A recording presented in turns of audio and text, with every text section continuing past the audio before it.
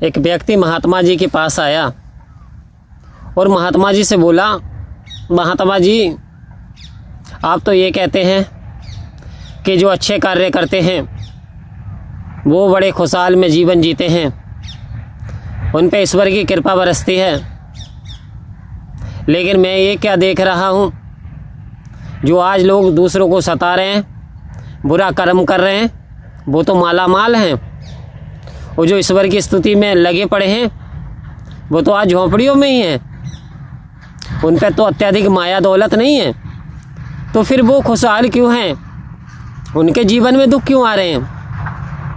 आओ संत महात्माओं कह रहे हैं कि सज्जन व्यक्ति दुखी क्यों और दुष्ट व्यक्ति माला माल क्यों। यही बात भीष्म पितामह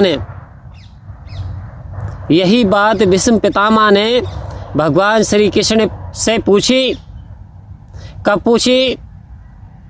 जब पूरा शरीर तीरों की सैया पे भीष्म पितामह लेटे हुए हैं और जब भगवान श्री कृष्ण मिलने आते हैं, तब हाथ जोड़ के भीष्म पितामह कहते हैं, प्रभु ये बात बताओ मैंने ऐसा क्या कर दिया, क्योंकि मैं तो धर्म पे चला, मैंने तो अच्छे कार्य किए, मैंने तो बुरा नहीं सोचा, लेकिन मेरे साथ ये आपने क्या किया। ना ऊपर हूँ ना नीचे हूँ, बीच में सैया पे लेटा हूँ, कितनी तकलीफ़ कितनी पीड़ा होती है। भगवान श्री कृष्ण मुस्कुराए, बोले क्या कहना चाहते हो। कहना ये चाहता हूँ 100 जन्म तक मुझे याद है। भीष्म पितामह बोले मैंने कोई ऐसा अधार्मिक कार्य नहीं किया। तब भगवान श्री कृष्ण ने कहा 101वां जन्म क्या आपको याद है। बोले नहीं।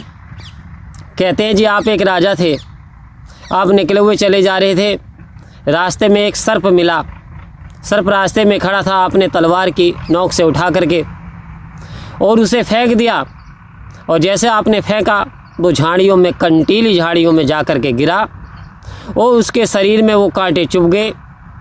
आखिर वो जितना प्रयास उसने निकलने का किया, इतना कांटे उसमें और चुभते चले गए, बड़े कांटे थे। आखिर उसने तड़प तड़प के ये प्राण दे दिए, और प्राण देने से पहले इतना अभिशाप दे गया कि राजन जैसे मेरी मृत्यु हो रही है ऐसे ही आप भी तड़प तड़प के ही प्राण त्यागोगे। कहते हैं जी ये वो उसी का श्राप आपको लगा है, ये सब आपके कर्म हैं। तो आखिर होता क्या है। कह रहे हैं कि जो लोग आज खुशहाल हैं उनके भूतपूर्व कुछ ऐसे कर्म, अच्छे कर्म करे उन्होंने, भूतपूर्व कर्म जो कि उनके पहले के कर्म थे, अच्छे कर्म थे, उनका फल उन्हें आज भोगने को मिल रहा है। लेकिन जो आज दूसरे को रुला रहे हैं, सता रहे हैं, जो अत्याचार कर रहे हैं, इसका फल आने वाले दिनों में इन्हें दुख के रूप में भोगना पड़ेगा, क्योंकि हर दिन के बाद रात ज़रूर होती है। तो कह रहे हैं कि फिर चलो ये तो ये हो गया, लेकिन संत फिर दुखी क्यों, क्या संतों ने ऐसा कर्म किया। तो कह रहे हैं जी कर्म का तो हिसाब है, परमात्मा किसी को दुख नहीं देता, हमसे ही जाने अनजाने में कुछ ऐसे कर्म हो जाते हैं। एक महात्मा जी हरियाणा साइड से आए थे और स्पष्ट रूप से बता रहे थे, कह रहे महापुरुष को यदि तकलीफ, परेशानी, कोई समस्या आ भी जाए तो जानते हो क्यों आ रही है, यदि बार बार आ रही है तब भी स्वागत करिए। क्यों? क्योंकि कह रहे हैं तुम्हारी 84 कट रही है, तुम्हें आवागमन के बंधन से मुक्त हो गए हो, अब बार बार आना जाना नहीं पड़ेगा।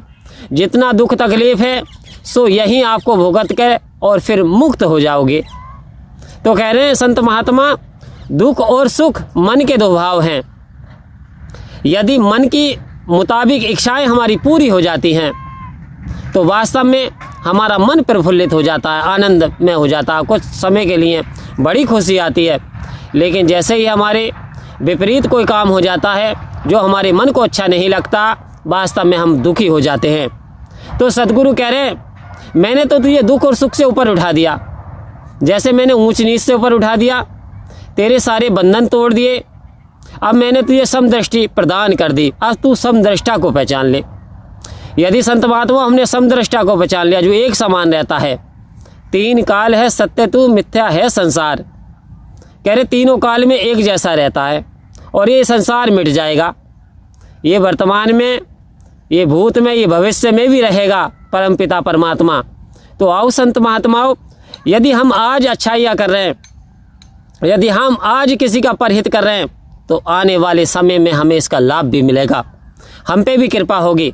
यदि हम किसी की आंखों में यानी किसी की आंखों को पूछते हैं, किसी के होठों पे मुस्कुराहट लाते हैं, तो समझ लेना हमारे होठों पे भी मुस्कुराहट परमात्मा देगा। हम किसी से प्रेम करते हैं तो हमसे भी कोई प्रेम करेगा।